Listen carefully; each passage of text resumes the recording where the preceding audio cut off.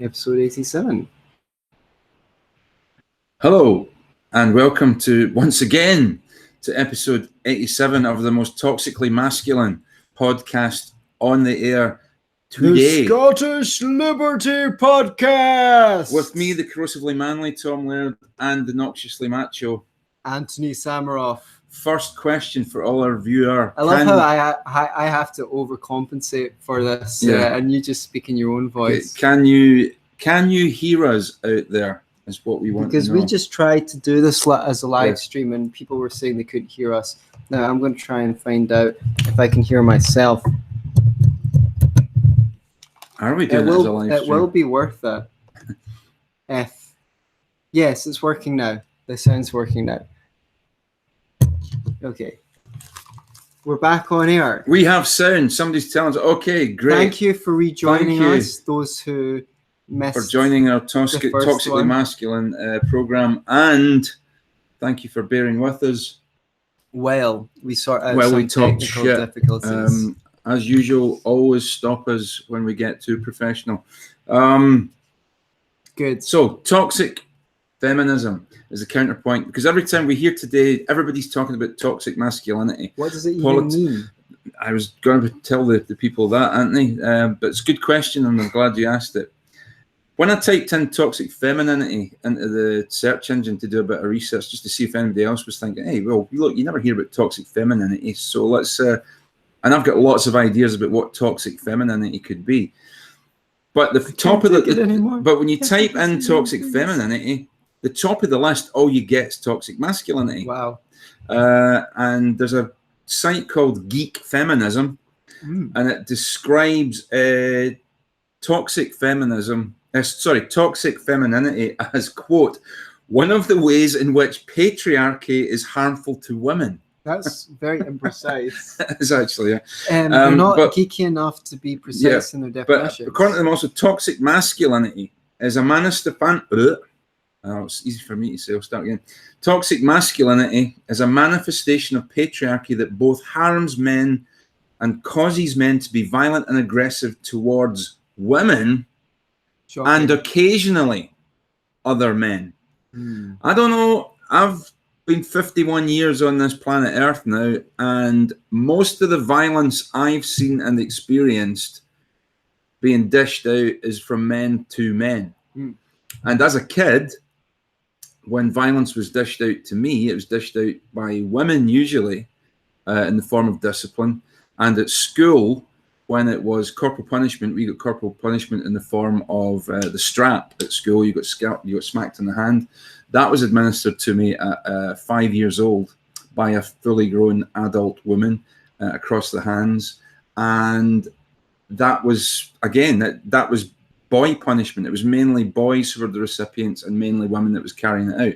But anyway, apparently toxic masculinity is a manifestation of patriarchy. What is this, like lad culture or something like that? Well, there's all sorts of things. It's basically violence and aggression, rape culture, all that kind of utter bollocks. But it's basically everything negative you could say about men. Say why it's bollocks. Like, why is it bollocks? Why is toxic masculinity bollocks? Well, so why is like rape culture bollocks, for example? Well, I don't really want to spend a lot of time in rape culture, but because it just doesn't exist. Okay, what do you mean by rape culture? What they mean by rape culture is it's inherent. It's part of toxic masculinity that male behavior initiates and perpetuates a culture in which rape and the molestation of women and violence towards women are not only tolerated, but actually, it's normalized. It's normalized. That's rape culture, and that is, as far as I'm concerned, that is total and utter bullshit. Yeah, because rape is well considered to be deplorable. Rain, the most, especially if it's your wife, daughter, girlfriend, mother, whoever who's getting raped, you pretty much find it pretty much deplorable, unless of course it's you that's doing the raping, in which case you're deplorable, to say the least. So RAINN, the biggest anti-rape and anti-incest organization in the US, put out a report a couple of years ago saying that rape culture didn't exist, that rape is a criminal phenomenon. Most rapists have several victims, I'm a counselor, as many of you know. I've had clients who've been through abuse, including sexual abuse, and have faced court proceedings where men even got off for doing it, even when there was several. I thought you were going to say got off on doing it. It's not that funny to me, because I had to hear the stories about it. Sorry. But no, I appreciate that. Well-timed joke, I guess. Like, but it's a badly timed. I know, I have noticed that. Well, no, I have heard of situations where men with multiple accusers got off of any charges because it was they were unable to prove it, despite the fact that there were multiple charges.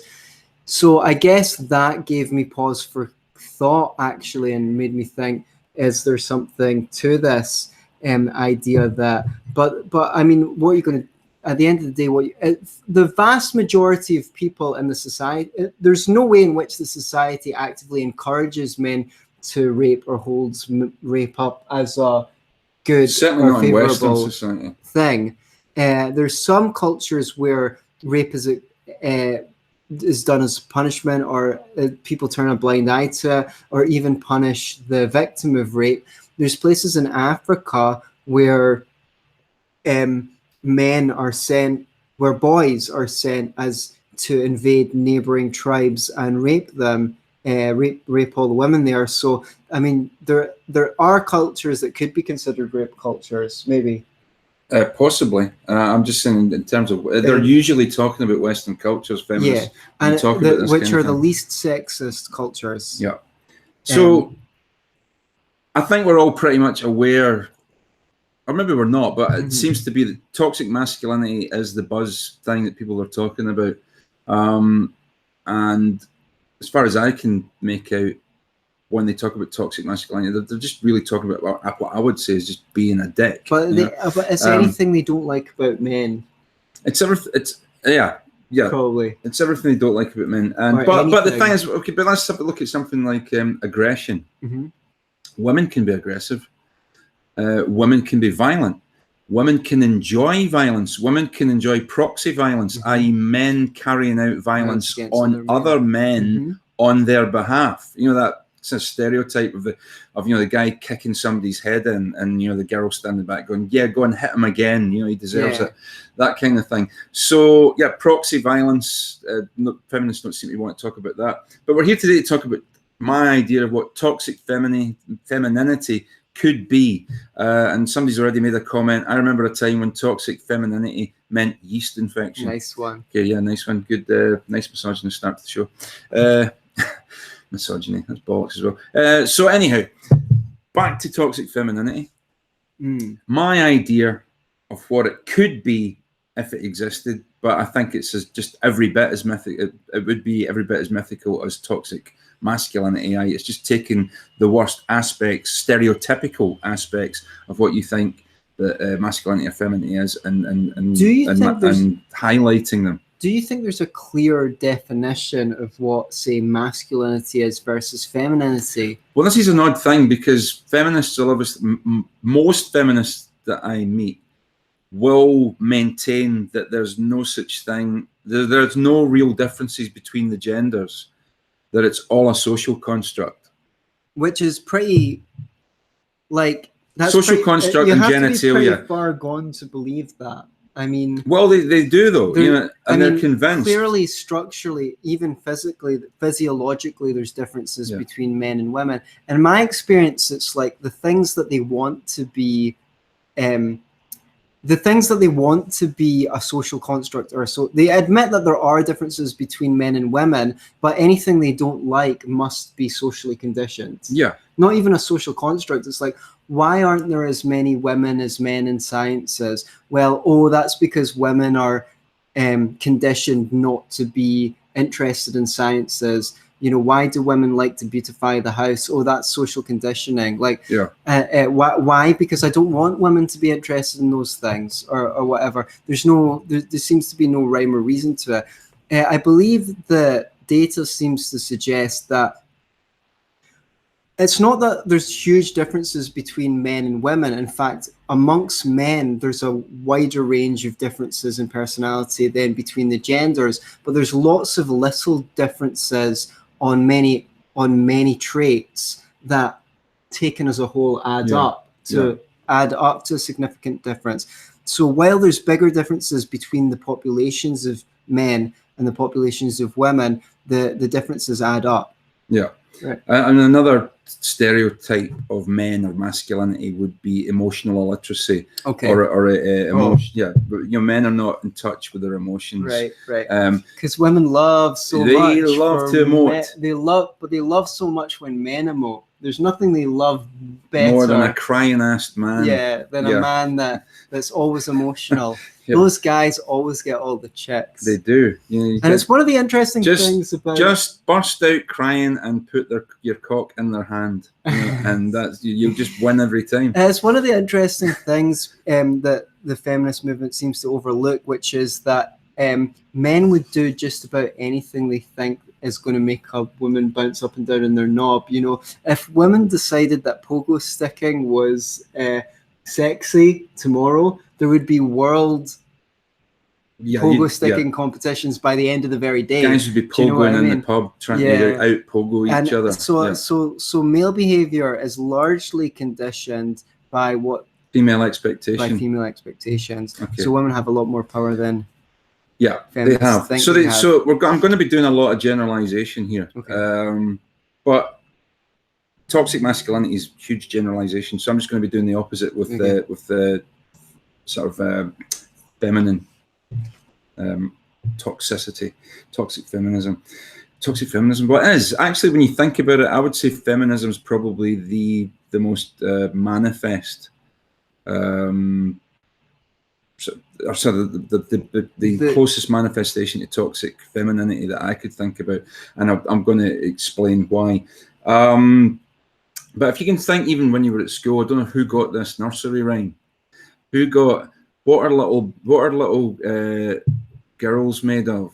Sugar and spice and all things nice. What are little boys made of? Frogs and snails and puppy dogs' tails. All the things that are nasty are the little boys stuff, and all the things that are nice are the little girl stuff. Now, it's just very strange in this patriarchy that you would be taught that kind of poem, that women are very nice and sweet and so forth, and men are nasty and horrible. I definitely remember growing up with a negative view of men. Yeah. And I don't know how much it was delivered to me by society, or if I was just worse mistreated by men, or boys, or if it was the fact that I had to suck up to women to actually survive my childhood, such as my teachers and my crazy mum.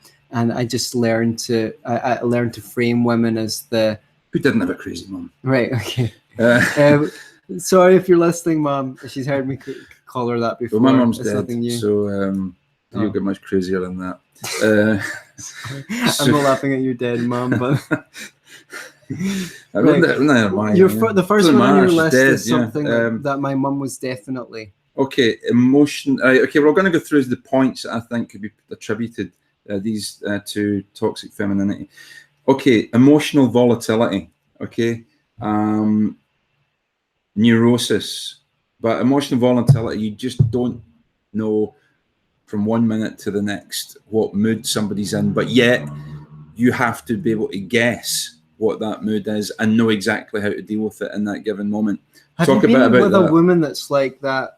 See, sometimes when you make a certain kind of joke, she laughs. Yeah. And sometimes when you make the same kind of joke, she gets pissed off at you. And you never know whether you're allowed to make that joke or not. Like, right, okay. Think about it. Yeah. Have you experienced that before? I've experienced that before. Okay, I'm just wondering if it's just me. So, do you want to talk about emotional volatility? If you've got something to say about it, by all means. Well, I do think that women are more emotionally flexible that's being charitable, isn't it? Yeah. Right, let's say especially when they're on their period. well, if we're going to talk about then their boobs are sore and they're just like this, and you don't understand. Sorry. Well, if we're going to talk about the polarity, which is toxic femininity, well, then maybe talk a little bit about what that character trait at its best can be a certain a certain quality that men lack, which is, or have a tendency to lack, which is we can be like quite rigid and structured, and when we're thinking in one direction, we have to stay in that direction. Whereas if you get it right, you know, a woman can be upset, but she can go to be quite happy like 5 minutes later if you're able to somehow figure out how to deliver the goods, and being able to just like move on and not carry it on so much, that could be useful. But the flip side of this is this emotional volatility. I don't know. I think it seems to me that women have an expectation that things will be a certain way more often than men do. And like, if it's not that way, it's like a disaster. Oh no, because it's not perfect. And it's like, I thought it would be this way. Do you have that similar experience? Well, yeah, I mean, there's a tendency for them to project. Do you think they've got a projection? I've experienced this in relationships where a woman will project her ideal guy over the top of me. Right. And as long as I'm conforming to what that ideal guy image is, it's pretty much okay. But as soon as I step outside that ideal guy projection, then there's trouble, you know. So yeah, but the emotional volatility, I don't know, I think it's fairly plain as a stereotype, as a generalization. We say whether men are just as emotional, but we're just better at keeping a lid on it. I know I'm a very emotional man, and it's a burden. I mean, we must be. I mean, men have written some of the greatest love poetry in the world. We've written some of the great romantic novels. Most of it. Yeah, well, so you know, we've written oodles of that stuff. So you've got to be, and I think men fall in love just every bit as much as women. But I think we're encouraged to get a grip of ourselves and say, like, you know, what the fuck are you thinking, dude? She's fucking 15. Sorry. Anyway, moving swiftly along. Pathological empathy. Pathological empathy. And we talked about this recently, so maybe we won't spend long on it. But in a nutshell, what is pathological empathy? Pathological empathy is caring about not feeling comfortable with other people's suffering ever. Like anytime there's an idea of someone suffering, and it's usually not people around you, it's usually in the abstract. Yeah. Like I can't help thinking of those people who are poor in this country, and obviously it's quite. I think that the left suffer from this. I think that I was wired up to suffer from this, and I've seen it in my personal life. Why could being empathic possibly be wrong? Well, it's bad if you empathize with people who abuse you. For example, if people are like shits to you and you always think, oh, but look at it from their point of view, they're kind of ignorant, they don't really know what they're doing. And the other thing is, sometimes people need to suffer to understand that they've made bad decisions. Obviously, if something happens to someone through no fault of their own, but I mean, how many times are you going to give, like, just, you know, your drunk brother-in-law money to go out and buy booze? It might be that he's withdrawing from heroin. Are you going to are you going to not be able to tolerate him suffering withdrawal so badly that you're going to give him a hit of heroin? I'm obviously using a reductio ad absurdum. Yeah, but because there are some, my mum was very good at tough love. Right. Like, very good at tough love. So there are women out there who can do the tough love thing, but generally speaking, I would say, and it's one of the reasons why women are more left than men are, and men are. And why leftism is probably, is it that leftism is more influenced by femininity, or is are we females more attracted to left-wing ideology? I don't think, when you look at the stats, women don't know as much about politics as men, broadly speaking. Controversial. And it's not controversial. You can just look at the data.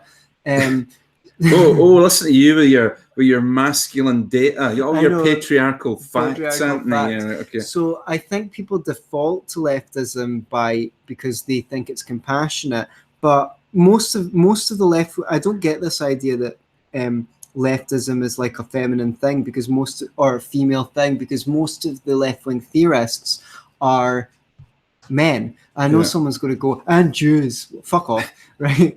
And female Jews. Yeah, not but like, yeah, as a thing, pathological empathy, I have suffered from it, and I'm trying to like get it out of me. So if anyone knows how to become less pathological empathetic, please advise. We appreciate your tips. Okay, impracticality. Well, you tell me, because it's your list. Okay, well, the idea that men are more practical, they're better at practical things, and when you're reading maps, all that kind of stuff, fixing stuff, taking the, I don't know, and the notion that, again, it harks back to some of the things we already talked about. If women are indeed more emotional, they're more in tune with the abstract, and then less practical. Is it any accident, do you think, that women are generally more involved in religion and spirituality than men are? I didn't even know that. But again, when you look at who are the big pastors, who are the people who really promote religion, it must be overwhelmingly men. In leadership, yes. But in terms of followers, like any churches I've ever been in, including evangelical churches, which are probably arguably even more rigid about, a woman shall not have authority over a man in the congregation of the saints. It's predominantly female congregations, and in terms of soft power, the power enforced, like the pastor's wife in an evangelical church has got a lot of sway over what happens. And, when people leave a church, it's usually down to the woman who decides to go, we're not coming to this church anymore, we're going to go somewhere else. And just spirituality in general, right. Horoscopes, you say women are more into horoscopes than guys, or do they just admit to it more? And so also because women are more socially orientated than men, so they like to go out to church and get involved in the community and things like that. So do you think maybe some vices are like corruptions of virtues? Well, that is if you think being community orientated is a virtue. I think it probably is. Well, it can, everything. See, a lot of these things, look, if you look at something that's supposed to be toxically masculine, like aggression. Well, you definitely want an aggressive man around if you've got to. Well, exactly. There is context. In normal circumstances, aggression's not something that you want to have. But there comes to a point, if you've got soldiers, you want them to be highly aggressive and highly violent, because that's going to be their job in a specific moment to do that. So, but on a normal day-to-day basis and interaction, it's dysfunctional. So nature isn't lovely. And we were actually, well, if you believe we're naturally selected to survive nature. And it's like, there was a time when the most common cause of death was homicide. So historically speaking, so it's like when food was scarce and things like that, and there was tribes, you fought. I'm glad that we don't have to do it anymore. Now we can extol the virtues of the non-aggression principle. Yay! Okay, I'm just going to go. These are not for any particular order. How about a continual need for validation and attention seeking? Do you think that women need a lot more attention and they need to be validated? I think they need. How many men? While we're on the subject, does my bum look like a mess?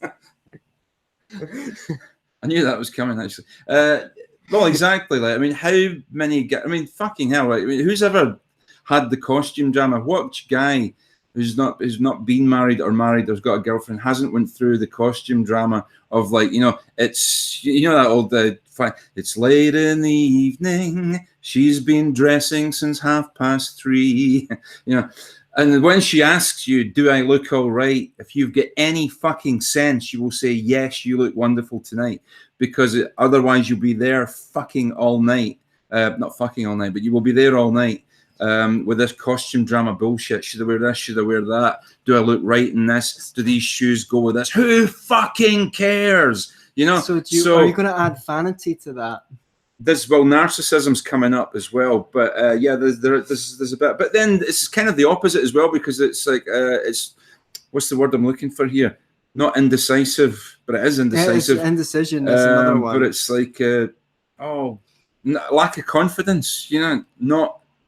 They don't confidence in themselves. They don't feel like they're okay. They need constant validation. Do I look good in this? Am I so? Do you still love me? What have you done for me lately? Into this?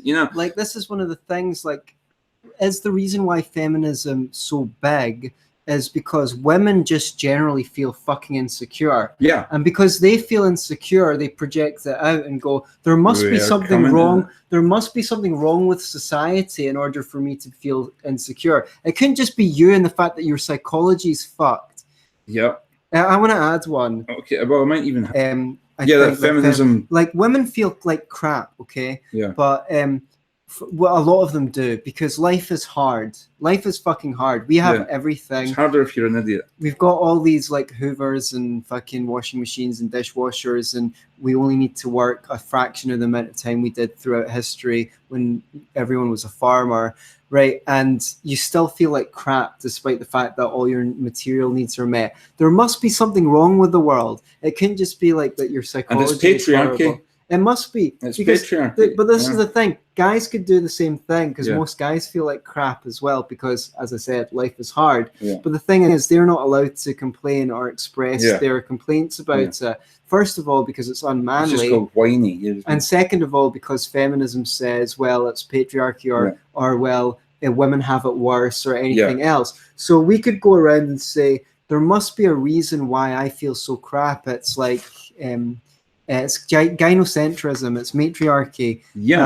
But I think that comes under. But it does. But guys do it. But instead of, but they become socialists. Yeah. They go, I feel bad, therefore there must be a problem with society. Or they could become Nazis. It must be the capitalism. Jews. Yeah, it could be the Zionist occupational government. I've seen a lot of people Yeah. blaming Jews for all sorts of stuff lately. Like Tommy, someone mentioned the fact that we were at this rally in London. We were at Tommy the Robinson. Day for Freedom. It Day wasn't of Freedom. right wing enough for someone, and he pointed out that I didn't know Tommy Robinson was of Jewish descent. I thought he was a Christian, and Milo Yiannopoulos was half a Jew. Yeah. And said any event organized by Jews is obviously going to be degenerate. And it's like, this is seriously, people have these views. Okay, so that's what guys do. They lean that way, but women, well, misandry then. So is the root of feminism misandry? Make the personal political. Neurosis transfer, right? Transfer your neurosis. I feel like shit. I married the wrong guy.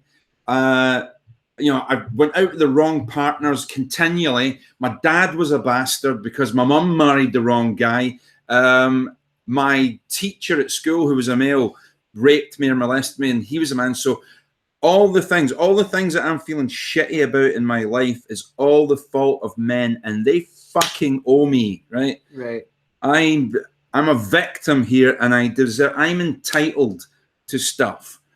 Right. Continually. Well, I just think on that point, it's totally not only acceptable but normal for women to bitch and work about their boyfriends, about their exes, about this guy.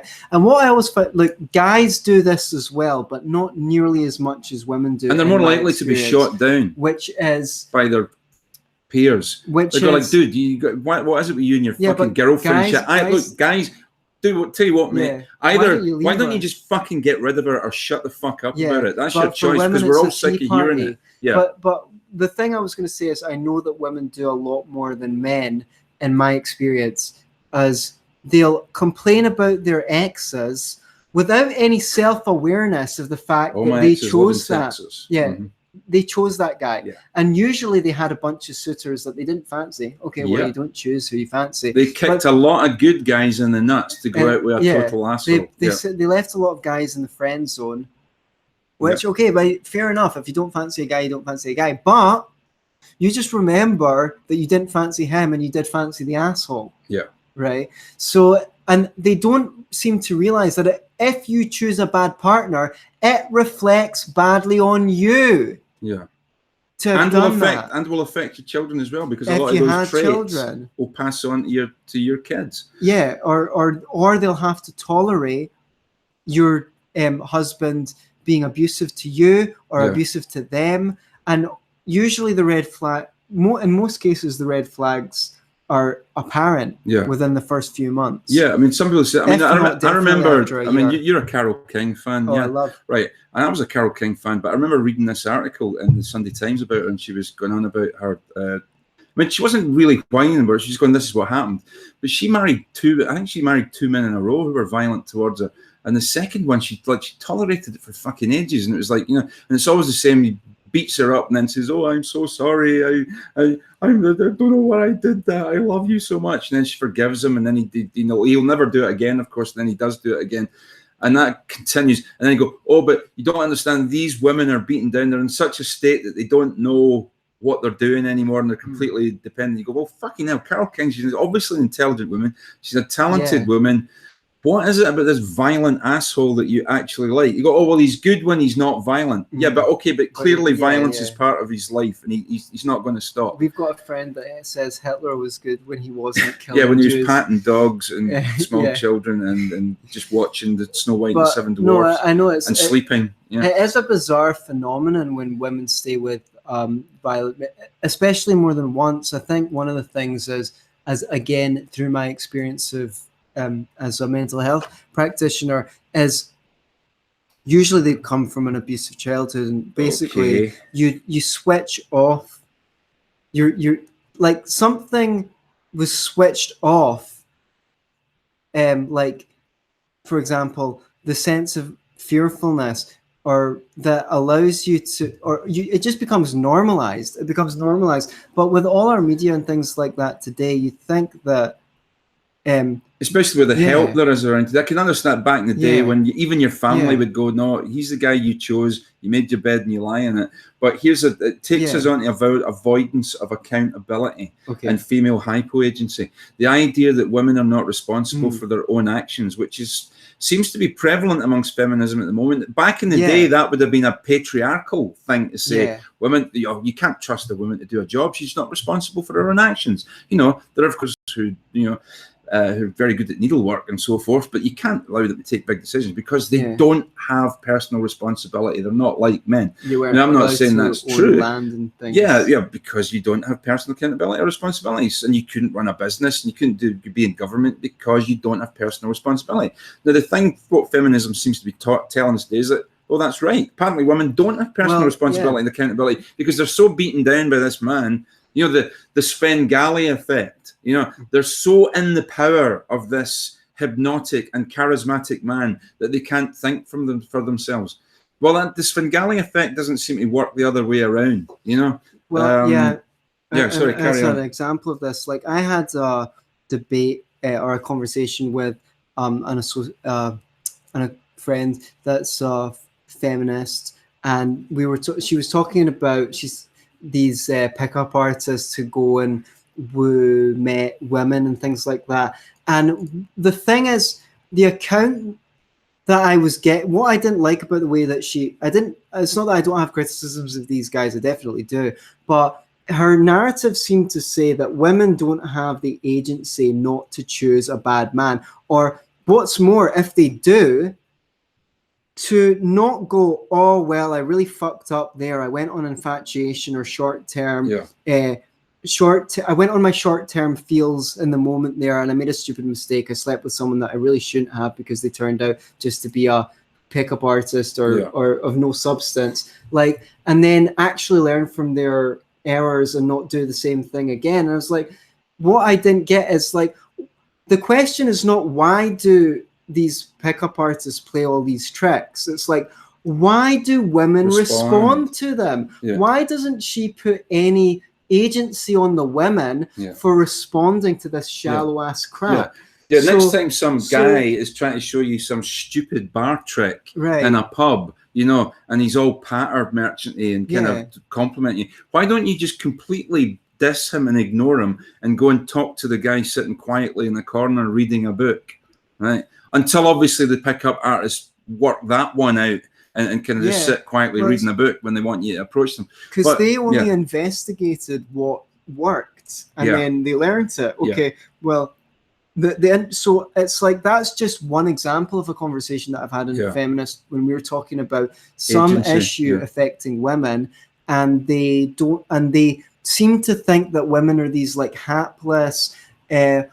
Or they don't have any, they can't make their own decisions. And I thought that was the misogynistic view. I thought hers was the misogynistic view. Yeah, I think so. The idea that women don't have any agency and can't learn from their own mistakes. Yeah, because if you don't, what happens is when women say, all the guys I've been with have been complete bastards. When you don't, and you go, well, what were the red flags? Yeah, exactly. And if you continually just say they were complete bastards, what you don't do is dissect yourself and the reason why you're picking, you're going with those guys. If you don't take personal responsibility and accountability, you are doomed to keep picking those types of guys, because it will always be their fault and not yours. And too many white knights coming in going, oh, that's terrible, like, oh, he was so bad to you, etc. It's like, I always ask people when they've got relationship issues, like, what were the red flags or of that? How would you have been able to tell that they turn out like that earlier? Okay, moving on from that, superficiality. Well, I mean, women like all these magazines that they complain about how women are portrayed in, but it's not men who buy them. I also wanted to mention, like, do you think that ties into materialistics? Yes. Women are more is that on your list? Hypergamy, yeah. Women are more materialistic than men. Sorry, women like stuff. I don't know any men with like 100 pairs of shoes. Like, there may be some, but I don't know them personally. When you go into shopping malls, like 7 times as many shops are like women's stuff, like clothes, shoes, bags. Whereas for guys, it's like, oh, there's a computer game shop. Do you know what I mean? Yeah. Oh, I know women play computer games too. Come on, but you know what I mean? That just goes to show even the computer game shops are for women, right? So I don't know if that's toxic, but it can be toxic if they always want more. I mean, there's nothing wrong with liking stuff, I guess, but sometimes it keeps people in a voluntary, and it keeps people in a so job. I'm just mentioning. Yeah, of course. It's like, see if women, it's like, or the vanity thing, like all these perfumes and things. I guess, like, with same. I mean, there's extraordinarily vain men out there as well, but they're generally denigrated and sort of looked down upon by other men for that quality. Even if a guy buys a fucking really expensive car and parks it outside and he goes in, people are like, how you left your dick hanging out, you know?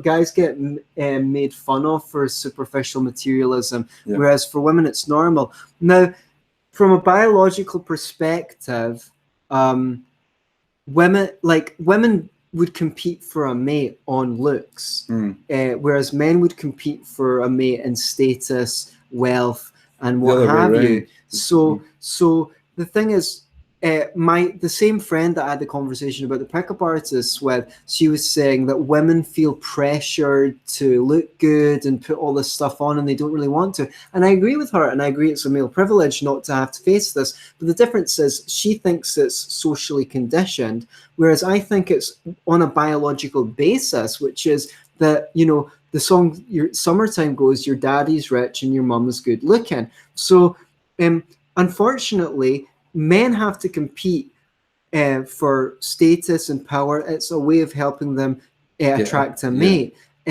That's why there's more male sport than female sport. It's not because we care more. It's because that's a way of gaining a mate. Being a rock star, being a pop star is a way of having a choice from mates. These are things that men aspire to more than women because they increase their mate value. Similarly, women are going to spend inordinate amounts of time putting makeup on and things like that because instinctively they believe that it's going to increase the quality of partner that they can attract. Whether that's actually true now or not, you know, you might attract the nice guy if you don't. But it comes down to how do you measure a good partner? Okay. How about sentimentality? Over sentimental about things. Watching weepy movies, you know, all those movies. Is this toxic though? I think being over sentimental. It's because then it means feelings are more important than facts. I remember like my mum sentiments more important. Watching the news and like something, and she's like, "Oh my god, oh, I can't believe it." Oh, and I'm like, stop this fucking phony shit, right? Yeah. You don't know them. You don't care about them. It's like meant to be this big virtue that they're like. Seriously, I don't know why anyone watches. Well, virtue signaling is part of that, I think. But the over sentimentality kind of thing. And I think it's probably a good. I know we'll wait till we do manipulation to do this one, but these things all kind of tie in. I think. Let's do manipulation. Actually, manipulation. Especially if you don't buy me a beer after this, especially gender. I mean, women can manipulate each other, but they use their femininity, using their feminine wiles feminine wiles will to you manipulate please, men. Oh, will you please do that for me? Flirting. Please? Oh yeah, they You know, definitely flirt. the kind of the promise of a discretion that's not actually going to happen. You know, kind of that flirty thing. That I mean, I personally, you like flirting. I can't stand flirting. I like flirting if it's an actual genuine signal of intent. If it's a Right. shot across the bows, It's kind of annoying I to be find, flirted with. yeah, but I find if it's just flirting for the But sake do you of it, know it's that bullshit. flirting is normal behavior between like men sometimes flirt with each other and women sometimes flirt with each What? other, but for different reasons. Like men will flirt with each other to help boost each other's confidence. Whereas women, yeah, like You're gonna have to explain that can't one. remember. Like like Men flirt with they, each other. What are you like in a talking about, like man? pals will flirt with each other in a jokey way. You don't agree with that? I can't. Hey, I wish I Anthony, you've got a remembered it. great ass. Okay. No, I can't remember That's ever not saying even it. flirting. That's not even flirting. I wish that I could remember. There was a study that came out on it. I wish I could remember the findings of it. That's annoying. Someone look up the study on the different reasons why men and women flirt with members of the same sex. Okay, but getting women. Okay, it's a cave woman thing. I think to if you can't Daddy. go up. You can't go up against the fucking your caveman husband because he'll just Right. pummel you into the deck like a tent peg, with his club. So you have to think, how do I get this lummox to redecorate the cave or move to another bigger cave or treat me better or do whatever it is I want him to do? I can't take the direct approach. I have to somehow make him think that it's his idea in the first place. So I think women are generally smarter than men. That way they're good at psychological manipulation. Not because they're evil, but just because I think they've had to do it. They've had thousands of years of having to do it. They can't take the direct head-on approach. They've got to do it another way. They're more likely to compete with other women via manipulation than in the overt way that men compete as well. Okay. So I mean that would lead us on to our. I want to choose one. Oh no, you go first. Well, we do the cuck we'll of do the cuckle-doodle dude of the. Wait for this. For this month, it should have been last month actually, but we're going to do it for this month. He might even be our cuckle-doodle dude of the year. Is none other than Donald Trump. DJT. You can't be serious. President Trump, the ultra toxic masculine Donald Trump. He is our cuck. He is the cuckle-doodle dude.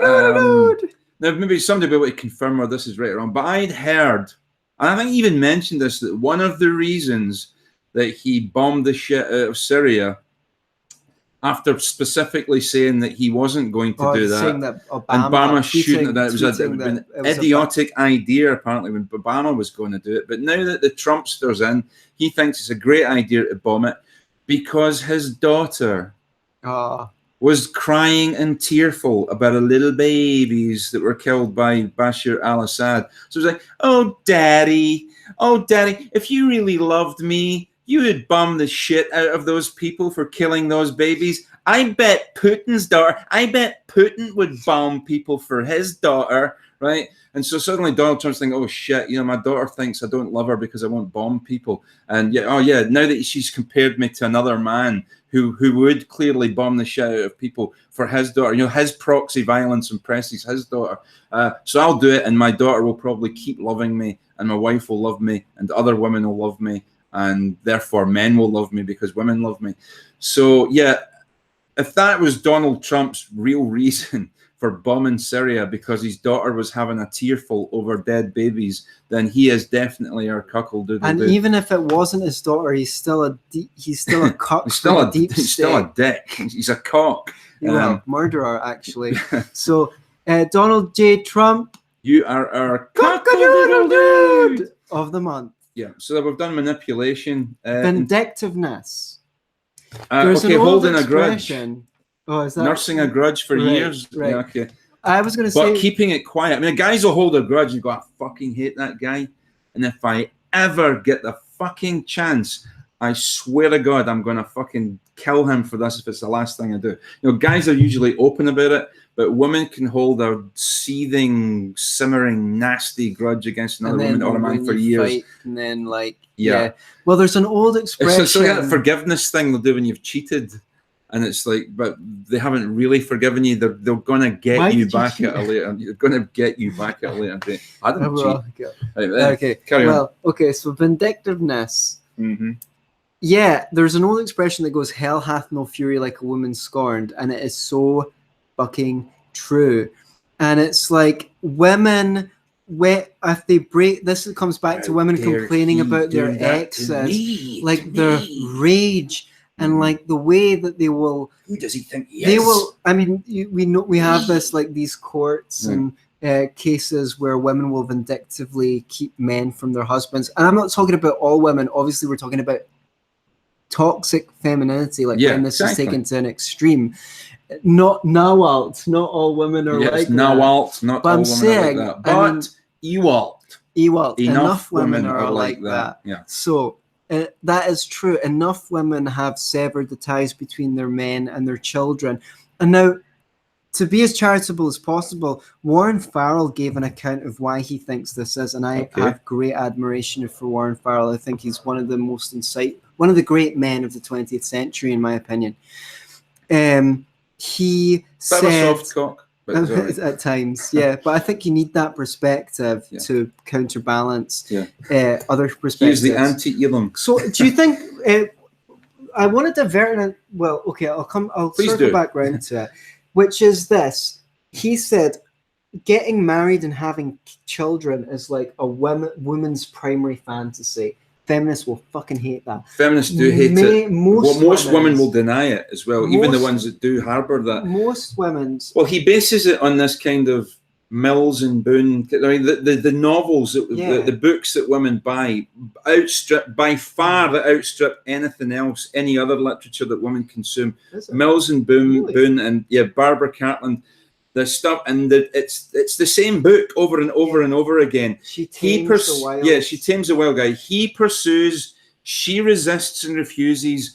He persists more. She gives in, and he gives her this lavish wedding, and she fulfills her fantasy at the altar. She gets one man that all the other women wanted but couldn't get. She nails him down, and he loves her and worships her for the rest of his, and sacrifices himself for her for the rest of his life. So I think there's a truth in the fact that at the altar, what do you do at an altar? You sacrifice at an altar. It's not the woman who sacrifices, it's the man who gives up his fantasy. His fantasy is to have loads of women who all fancy him, and loads of great looking women who all want to fuck him. But he gives up that in order to have this woman who's going to obviously give him her vagina exclusively and the rights to have his children in her vagina. And hopefully love him as well. Yeah, hopefully.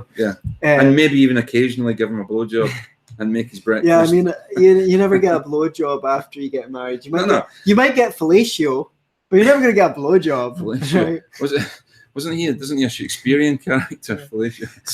So you know the old joke, how do you stop your girlfriend from giving you a blowjob? Marry her. Yeah, okay. Yeah. But I guess the end point of that was Warren Farrell says that a woman loses her primary her whole life she had this dream of getting married and having kids, and now she gets divorced, and that's what turns her vindictive. No fucking excuse. Yeah. And then she'll transfer that neurosis onto you, the next poor fool, who gets involved with her. She's going to punish you for that, man.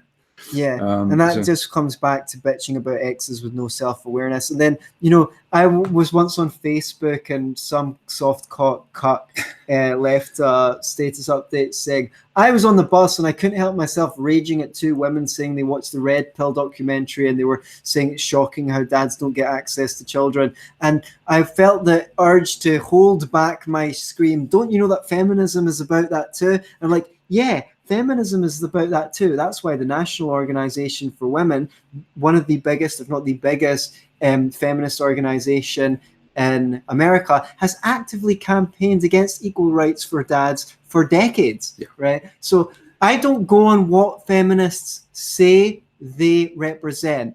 I think you should go on what their Yeah. organizations advocate for in terms of policies. And if Yeah. you ever get in a debate with a feminist, I'm giving you the tips now so that Yes. you know it. Do not let them say that's not real feminism. Focus on specific policies which feminist groups advocate for, Yeah. which are bad for men and sometimes women, and definitely children. That's how you play the game. That's how you win the game. Yeah. If you're going to win it. Right. But I think this has been a relatively new move in feminism, and the first prominent figure I can think of who did it was Harry Potter girl, the lovely, beautiful looking Emma Watson. But obviously, in terms of the things that she's been saying, she's a complete airhead. She said, "Oh, for too long now, feminism has been about man hate, and then it's the olive branch. You know, oh, we care about those things too. If you're a man, get on the feminist side because these things, it's all bullshit." For years, they stonewalled about the kind of things that we're talking about. They completely stonewalled about it. None of these issues matter. Now suddenly, okay, grudgingly, we're going to give you that you don't get access to kids and all this kind of stuff. I'd like to tie this back in because this is another thing that I see. This isn't necessarily toxic, but it can become toxic, which is that like I think women like to push the boundary. And then, like, if you accept that, they, like, push the boundary even more. And if you're in a relationship, if you don't stand your ground as a dude and be like, babe, I love you, but I'm not willing to do that. Or like, hey, babe, like, I love you, but the way that you're speaking to me on the phone right now isn't in a very loving way. I'm going to hang up and you can phone me when you're calm. You know, if you're not willing to be the kind of person who draws a line with women, she will move the goalpost until you're so jelly that she absolutely despises you, and she'll suddenly go off with someone else, or she'll just hate you, and then she'll be vindictive towards you, and she won't know why she's so a lot of the time they don't even know why they're so dissatisfied in the relationship. It's like because they married you when you were alpha, and they turned you in a beta, or if you were already beta, you weren't so beta that they despised you. She turned you into a gamma, like, right? You know, and it's like, this would be fine if women were just like, well, do you know what? I like it when the man decides the restaurant. Stop asking me so many questions. Stop asking me to make the decisions. I don't want to do it. But they want to at first have you be, you know, unbendable, imperturbable, and not burden them with what kind of tea do you want, honey, but just make them whatever tea you think they're going to like. But at the same time, they want to go, women aren't like that. See if they just accepted that most women do actually prefer the guy to take the lead in the relationship. That would be fine. But they want to pretend that they don't, or while having the expectation on you that you will know how to interact with her in a way. And they will rarely, I don't want to say this, like, I've carefully selected in relationships for the main part. I had one really bad one. Apart from that, I've been with great women, and they were quite self-aware, and we talk about these, like, our issues, and would be able to discuss them. But I would say, from what I've seen and what I hear broadly speaking, women aren't so self-aware to notice that these are the kind of things that they're doing, or they don't want to know about it. To bring back Warren Farrell, when he wrote his book, Why Men Are the Way They Are, he says he had trouble publishing it because publishing houses would say the book's fantastic, it's really good. The problem is most women buy our books when they're after a breakup, and they don't want to read a book articulating the men's side. They want to read something like Men Who Hate Women and the Women Who Love Them. They want to read something that says he's such an arsehole. And this is the kind of thing. And women do buy most of the self-help books. Well, it's a need to be placated, really, constantly. You know, women complain. But they hate it if you women, do. I know, but women complaining, and men just sort of placating them and facilitating them. But you talked about the self-awareness thing there. Self-awareness comes through adversity. Self-awareness comes through hard knocks. If you're constantly kept cosseted and cotton wooled Yeah. from the results of your bad decisions. You're not going to develop self-awareness, you know. So that's why I would think it's very rare to find someone who's emotionally intelligent and self-aware below the age of about 30, I would say, in women. Right. Well, it's only once they start losing the sexual power that they start to become self-aware. I think. Do you think that's why older women usually make better choices of men? Well, they can, but they can also bring a hell of a lot more baggage to the relationship if they're not as self-aware. I mean, you've experienced this. A lot of women are very good at talking the self-aware and emotionally intelligent when thing. they're in love with you. Yeah, and it can be actually part of their manipulation. If you go, wow, she's so woke. Yeah, she's so woke. She knows only, but be careful. She also knows how to manipulate better as well because she's got the tools to do it. But I don't even think it's conscious, and that might be why it's toxic. But I would say that women, like, if a woman is in love with you and she believes that you're her that she's your favorite out of anyone in the world, she will fucking do anything for you. Yeah. Most women will. But you do need to be able to read her signals and keep her sweet and know where to draw boundaries. Because if she comes to despise you because you don't know where you don't set the boundaries. You've got to be fucking psychic. I had a friend of mine who's really into like open, honest communication, and so am I, right? But he was trying to he was trying to placate, to use your word, his wife by running his purchases by her, whether he wanted to buy an instrument or this thing, that thing, and the other, right? And the reason why is he wanted to have open and honest communication in the internet. It was like in the relationship, and I was like, dude, it's your fucking money, right? You're earning more than she is. Take some of that, and he had the idea to take a certain amount of money out every month and put it aside and just buy his own stuff without running it by her. And I was like, you better make it a couple of hundred more than that. So if you need to ever increase it, you don't have to have the argument again. I was like, dude, she's going to scowl and be pissed off for a day or two. And then she's going to be happy about it because you keep on deferring to her and asking her for to give you permission to make decisions. And she hates you for putting her in the position when she knows she's more insecure about money than you are, where she has to say, no, right enough. She was annoyed for about an afternoon, and afterwards it wasn't an issue anymore, and she got on a lot better. So this is one of the things about I don't know what. But it's avoidance of accountability again. Yeah. Okay. They don't want to. The thing, another reason women don't want to take the decisions because if it goes wrong, they have to take the can. That's why they can't choose what restaurant to eat in. Yeah, because if it's shit, then it's their fault. Instead of it's shit, then it's your fault, which is fine. Finally caught a live one. Are you referring to some partner, some woman that you've just picked up? So as Jack Nicholson said in the movie, As Good as It Gets, whenever he mentions a woman, I just think of a man and take away reason and accountability. It's a great line, but so that's a naughty one. But anyway, so we'll talk about quickly narcissism. But when I talk about it, I think the manifestation today of female narcissism could be the superwoman delusion. Women can do anything and everything. You know, you're so empowered. Women can do. Yes, you can do that job that you're absolutely inept and have no qualifications and have no aptitude whatsoever to do it. That doesn't matter. Don't let people tell you to do that. You're a woman. You have a vagina. WOMAN. You can do anything. Well, do you know what? No, you can't. And that doesn't just apply to women. That applies to men as well. Everybody, they always say a man's got to know his limitations. I think women really need to know their limitations because you're told you can do it all. We can do it. Remember the poster, we can do it. And women actually believe that shit, that we can do it and that women can have it all. You can have that career and you can have your kids and you can do it all. Well, no, you can't. Some women can because you know what? They can have a career and they can afford to pay for a nanny for their kids and they can afford to take time off because they've got a good job. But you, on the other hand, are not going to be able to do that. And so you have to be careful. On that point of the entitlement as well, it's like that a woman needs a man like a fish needs a bicycle. Yeah.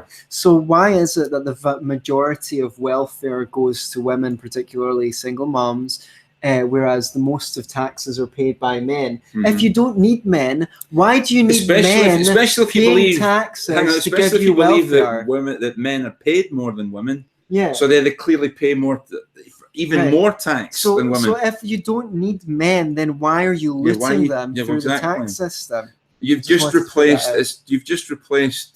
basically a husband with a government. And the reason why this is so problematic is making a good decision over who to have children with was balanced by the fact that there was severe consequences for having a child out of a stable relationship. But now we've taken away the consequences of having, you get a money, you get a fucking flat, you get all sorts of shit if you break up with the daddy. It's like we're basically encouraging women to make irresponsible decisions with men when it came, as though they did any encouragement, as evidenced by the fact that Tam and I still single. By the way, just putting that out there for any chicks listening, by the way. Yeah, but we're not one of those. What was it? What did that guy that crashed his van into people? They called him, it's like an involuntary celibate. Yeah, I'm not celibate, but you do celibate here and celibate that's there. That's exactly it. Anyway, interference. Okay, the need to be a nose poker inner. Meddlesome ratbaggery, sticking your nose into other people's business, into men's spaces. And especially encroaching into the need to encroach into men's space. Why do spaces? Why do trans people need spaces? Why do those men? People of color need spaces. But it's nosiness as well. What do those men get up to in there? And there's no women in there. How dare they get along just fine without women? We can't have that, So. We got some comments here. Yeah, so interference, the need to interfere, the need to constantly nanny people as well. Stop smoke, don't drink, don't smoke. We need to stop people smoking. We need to stop people paternalism. drinking. We call it paternalism. It's back to pathological empathy and this kind of mother hen, the need to no child left behind, no person. We have to take care of everybody in the tribe. They don't look at the evidence and reason of how that happened. A woman can nurse a grudge until it grows a beard.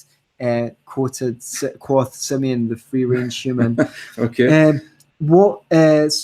Someone said, I once dated a Glasgow divorce Laird. Good job, Laird. Lay divorcees. Her day job of fiscally dismantling relationships heavily affected her emotional state. Well, see, when you commit evil, it's going to heavily affect your emotional state unless you're a sociopath. And sociopathy apparently is increasing among women, by the way. Well, cheers for the card at Day for Freedom rally. Well, I'm thankful that you actually tuned into the channel. Wow, great stuff. It's good to have a new subscriber. Who gave you the card? Was it Antony or me? I only gave it a few. Birth control changes women's hormones so that they are attracted to more feminine men. Is there, Adam Smasher, show me the evidence. That sounds like horseshit to me. But if you're willing, if you're able to prove it, then I'd be very interested to see. Because personally, who doesn't love a woman who's on birth control? When they get off it to have kids, they suddenly fall out of love with their spouse and have no clue why. I am strongly skeptical about that. It could be true, but I'm strongly skeptical about it. Okay. And finally, I just want to talk about the feminization of society in general. Before you do that, I want you to talk about the encroachment of women into men's spaces in more detail, because that's an important point. Yeah. Who was the person who first floated it out? Was that Typhon? What's her name? Typhon Blue. Could have been from the Honey Badgers. Yeah, she's got some original ideas, I think, and she I think she first noticed this, but I won't articulate it as well as you. I don't know what she actually said, so I think. Well, the idea is there's places where men traditionally go to hang out with other guys, and women will demand entry. Well, a hunting trip, whatever, or golf club, or whatever it is, or even online computer games, right? Which might be unfair because women have the right to game too, but.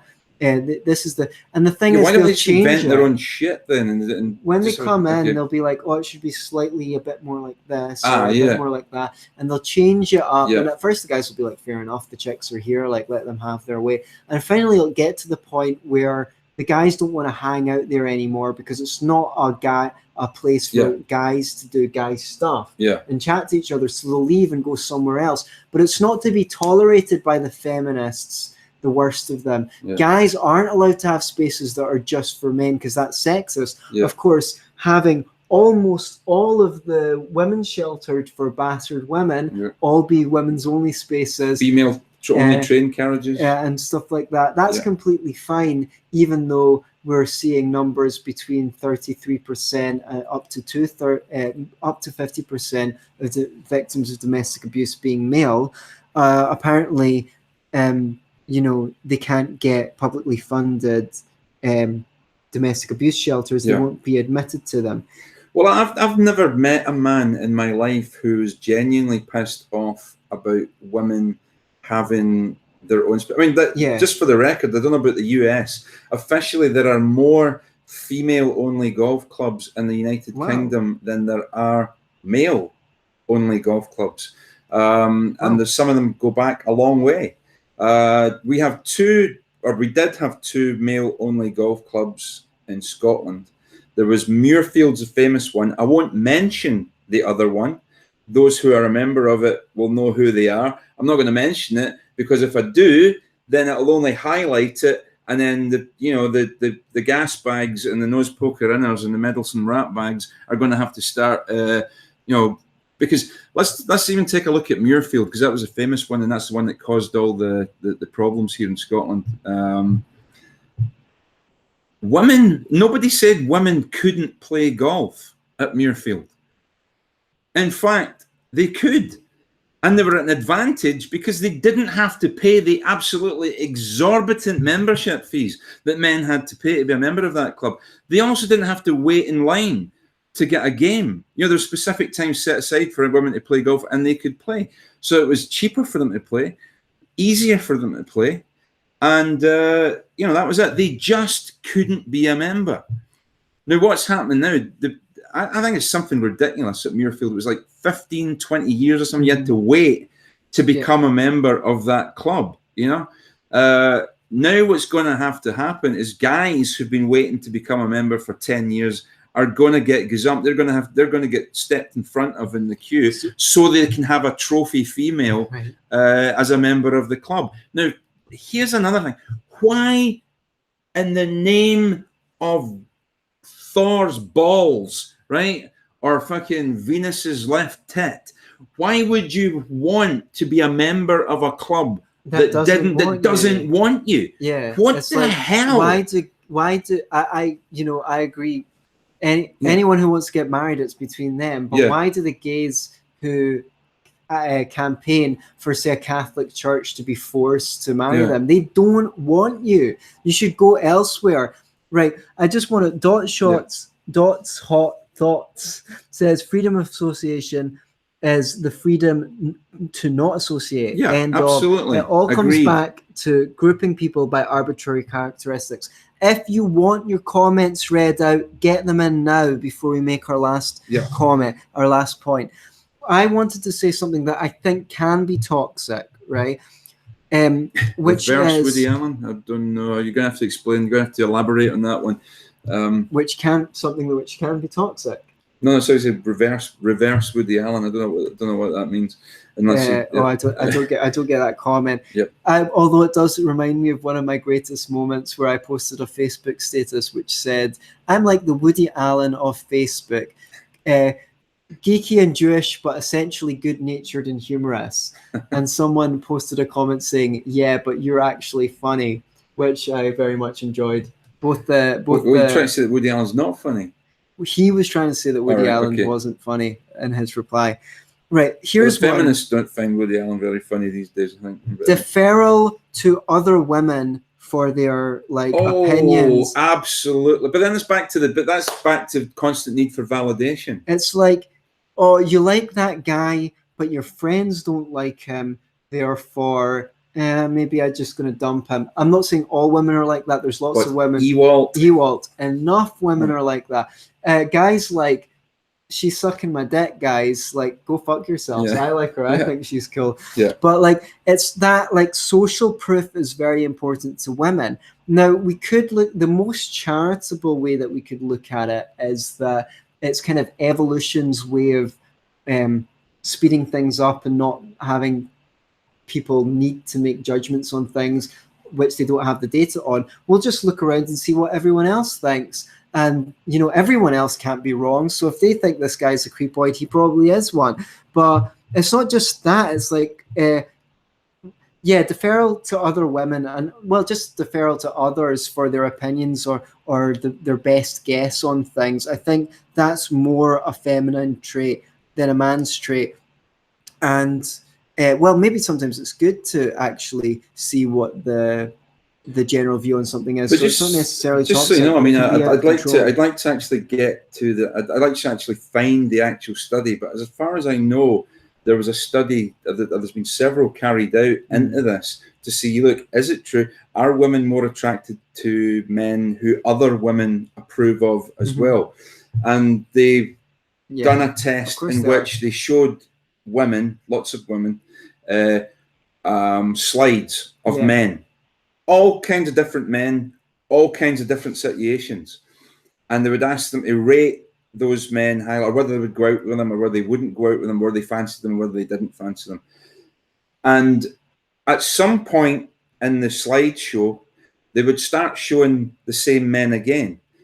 But let's say they showed a guy who was on his own. They would show that same man, but this time he would be in a photograph where he'd be in a family situation, or where he'd have another woman who was looking at him favorably, or had her arm around him, or was kissing him, or something like that. And they found that consistently, guys who women had already said that they didn't fancy, or that they didn't fancy very much, his rating went up when they saw him in a photograph with a woman acting or looking favorably on him.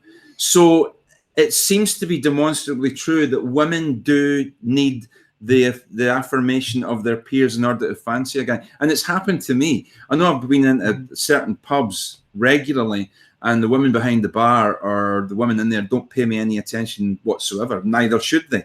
However, I've been in there with a woman and we're getting on very well. And a couple of days later, I go back, and suddenly the women in there are keen to know about me. They're keen to talk to me. Right. Oh, what is it? Well, this guy seems all right. You know, a woman fancies him. I wonder what it is. Like, you know, maybe it's just nosiness. I have no idea. So if we've not lost our female listener, or if any of you guys want to come up to the pub with us and look at us adoringly, you can be our give us affirmation. Scottish Liberty podcast wing women. I only want to just finish briefly, but I think if there are indeed masculine and feminine aspects, which I do think there are, I think our society is becoming increasingly more feminized. I think little boys are being encouraged to stop doing those things that would be considered masculine. Regular boyish behavior is pathologized in school. But they've got a pathological condition called being a little boy, and if only men were a bit more like women, society would be better. Well, I'm sorry, history doesn't bear that out. There's been plenty of aggressive and violent women who have been in charge of things. Woman I'm very fond of, Margaret Thatcher, she took the decision to blow up the Belgrano when it was sailing outside away, of the exclusion zone. She sunk a ship of retreating conscripts. Yeah.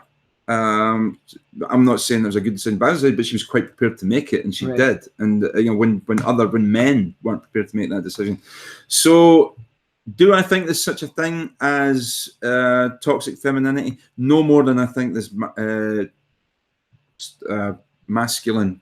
So what is it? Thing is toxic masculinity. Okay, I think they're both bullshit. I think both masculine and feminine aspects can have negative consequences if they're over. Like hypermasculinity, I get accused of being hypermasculine sometimes, but hypermasculinity can be a problem. But it can only be a problem in certain contexts. You know, it becomes dysfunctional. All those weapons that are useful in certain situations. You know, we're not currently living in a tribal warfare situation, so it's not. You know, the alpha fuckwit who goes around beating everybody to death maybe isn't the kind of guy you need when that's not the situation. You know, maybe you need the guy who's more the nurturer than the protector provider. I heard a theory which you might be interested in. Tell me about the theory, Antony, that it might be. Of what this guy is.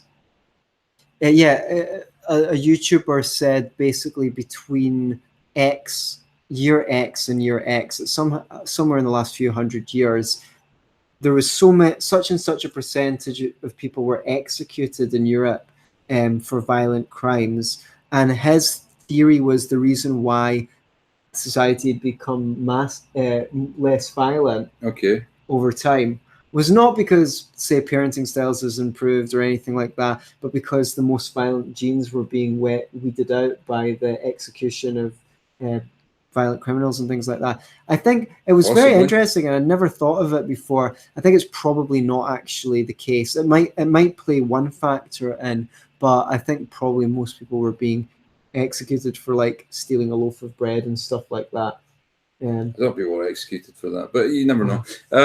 So that's basically our take. If toxic femininity existed, then those are just some of the attributes that you could, you could apply to toxic femininity. Do we want to quickly talk about the Day of Freedom, or should we? Day for Freedom. We went down to London to see a Day for Freedom. Who was speaking? Tommy Robinson was speaking. Sargon of Akkad. Sargon. We saw Milo Yiannopoulos. That guy. Gavin McInnes. What was your general feeling about it? Count Dankula. Well, first of all, I guess I enjoyed it. It was good to be. It wasn't as gregarious as I was hoping it would be. People didn't speak to each other that much. People didn't speak to you that much. Yeah, that's right. They didn't go, "Wow, you're Antony Sammeroff." The speeches were okay. Too many people read their speeches instead of having bullet points and speaking around them. And they talked too much about Islam. It got boring after a while. I agree. It was far too much. It's like, come on, okay, we get it. Yeah. Like, I agree that, there's things to be concerned about with Islam, and whether it's the values that most Muslims have are compatible with liberty. And perhaps at this stage in history, we do have too many migrants from that persuasion. But to go on and on and on about it ad nauseum, it's like... I don't know what female genital mutilation had to do with freedom of speech. In that particular context, there was a lot of kind of stuff. I agree. I thought too much anti-Islamic stuff. We get it. Most of us here know about this kind of stuff. We know we're not allowed to talk about it, but let's concentrate on... I wanted somebody to say, the greatest threat to your freedom of speech does not come from radical Islam. It comes from our own fucking politicians. Yeah, that would have been good. That would have been a good thing to say, because that's what it does come from. Yes, radical Islam might be a threat to your personal well-being and your safety, but it is not a threat to your freedom of speech. Your fucking government is. Yeah, no one even said, held the government accountable for any blowback in terms of that. Like, we've made a royal fucking crater of the Middle East. Not only that, but we're allies with Saudi Arabia, such good allies who go all over the Middle East, opening up Wahhabi schools and teaching the worst forms of Islam. Well, I do like those nuts right enough. Wasabi peas, I love those.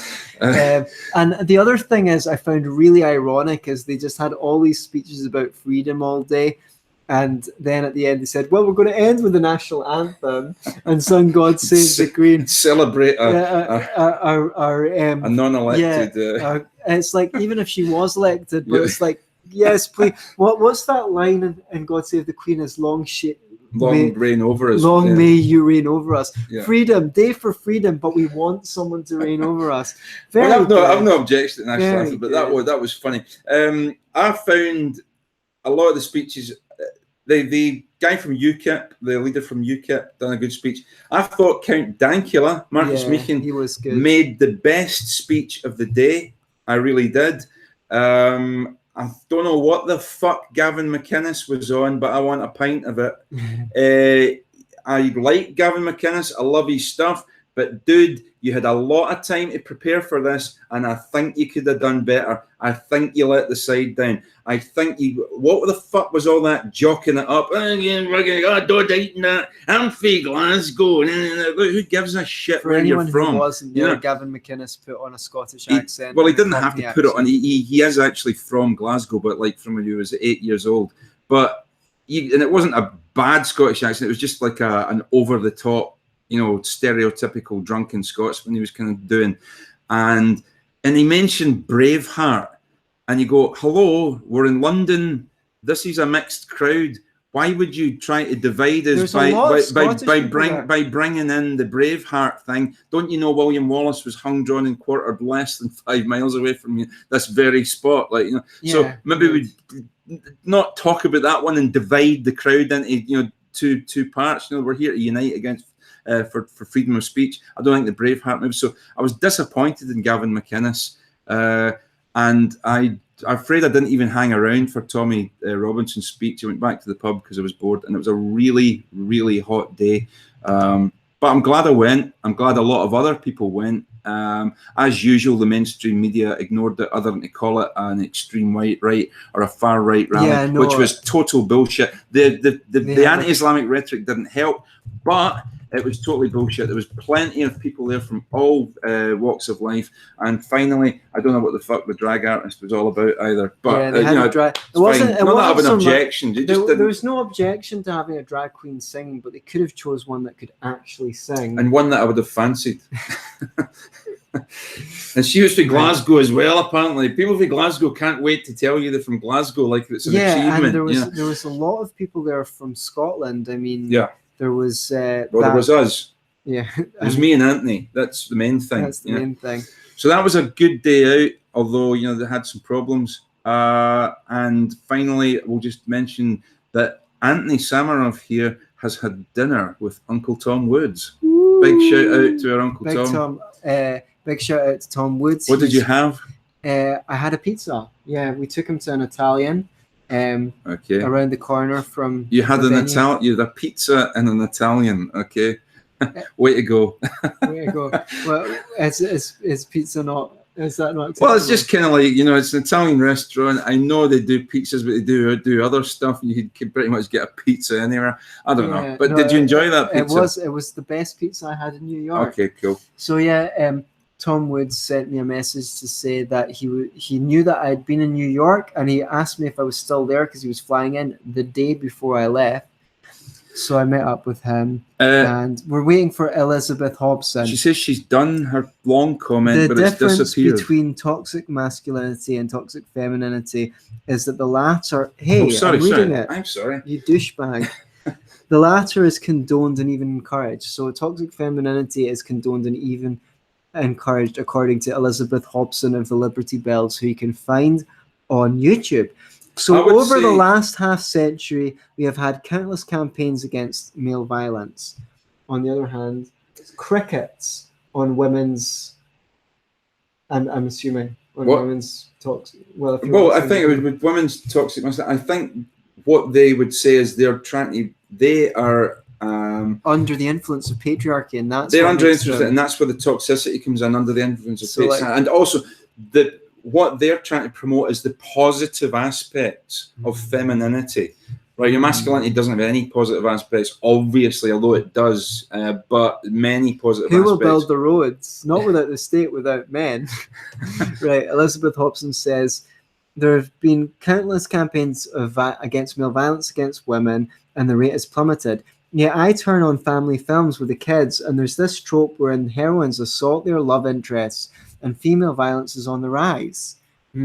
Yeah, absolutely. The strong woman in a movie can slap a guy, especially if he's throw a drink over him, just denigrate him, and that's all cool because you go, girl. Yeah, you go, girl. Yeah, you show that guy what it's all about. Yeah, I get that. Drop that hero and get yourself a zero. Or did I get that wrong? I don't know. I think Elizabeth made a comment before and it kind of disappeared. Well, that's why she's comments. Yeah, we could have just saved her. We could have saved her writing it all out again by just looking back. No, it disappeared. Oh, it disappeared completely. Right, not just off the screen. Like this podcast is about to. It's about to So to all you gang who tuned in for this, thanks very much. I've enjoyed doing this one. It's probably one of the ones that's going to get us the jail, get me the jail. Which is okay, because these days that is the way to what's the opposite of plummet? To soar to success. Did you just give the Nazi salute? It's my left hand. I just saw you giving it's my the left Nazi salute. hand. I was going to do the Nazi salute. You only did it with your left hand because you're right, to give you plausible deniability, because we were at protest. All right. Alt-right. Far out. Are you saying the protest was alt-right? Well, that's what everybody says. You know, they're calling it fascist for freedom. Right. But well, the sad fact is that gender relations will continue to plummet until there's never been more written, by the way, about gender relations, and yet they've never been worse. Yes. Yeah. So men are from Mars, women are from a completely other fucking galaxy.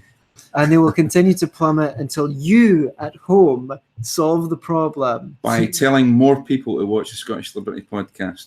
Indeed. Elizabeth Hobson, last comment. Then you have false allegations sanctioned by the state and actively encouraged by charities and solicitors, which is women weaponizing gynocentrism. Yeah, I've just read, I think I read today that they want universities in Scotland to take a tougher line on allegations of sexual misconduct. As you know, that's a wide sexual misconduct to just be asking somebody out on a date. Right. They want universities to come down hard and narrow the criteria for. Guilty until proven innocent. Yeah, basically they want kangaroo courts in the way they've got in America. They want them in Scottish universities. Our most important comment of the day from the HC. Haha, great show today. I think that sums it up. Be libertarians. Don't be a lefty or a righty.